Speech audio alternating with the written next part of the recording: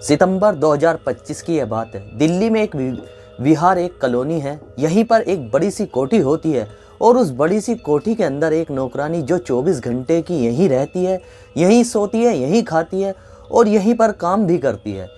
एक रात सोते सोते उस लड़की को अचानक से एक सपना दिखाई देता है और उसकी बहुत ज़ोर से चीख निकल जाती है। जैसे ही उसकी चीख निकलती है, मालिक और मालकिन जो होते हैं दौड़ते हुए उस लड़की के पास पहुंचते हैं। वहां जाने के बाद देखते हैं, उससे पूछते हैं, बेटा क्या हुआ, कैसे परेशान हो। उस लड़की ने कहा कि मुझे अचानक से एक सपना दिखाई दिया था और डर सा लगने लगता है। उस लड़की को तसल्ली दी जाती है और जो मालकिन होती है काफ़ी समय उसके साथ रहती है।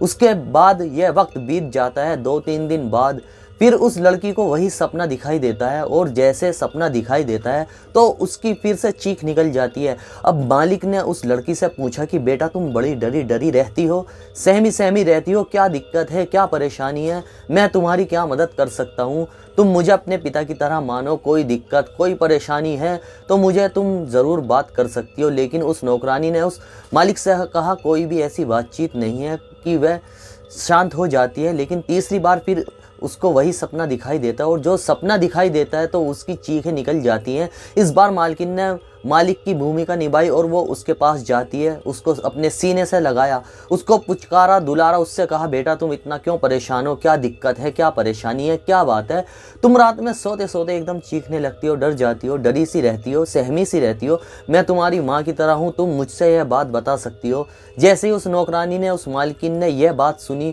उसे लगा कि कोई अपना है, इससे यह बात की जा सकती है।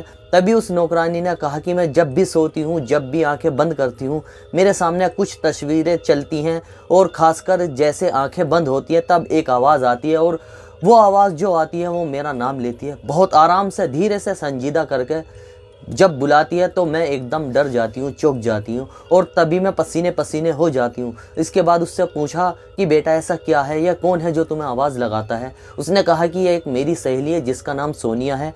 सोनिया के साथ बहुत गलत हुआ था, उसके साथ दरिंदगी की गई थी, उसकी हत्या हुई थी, उसकी हत्या मैंने अपनी आंखों से होते हुए देखी। यह बात सुनने के बाद जो मालकिन होती है उसके भी पैरों तले ज़मीन खिसक जाती है। लेकिन वो आगे बताती है कि मेरे साथ भी दरिंदगी हुई थी, मेरा भी वीडियो बनाया गया था, किसने बनाया, क्यों बनाया। जब इस बारे में बातचीत करते हैं, वो ज़्यादा बातचीत नहीं कर पाती थी।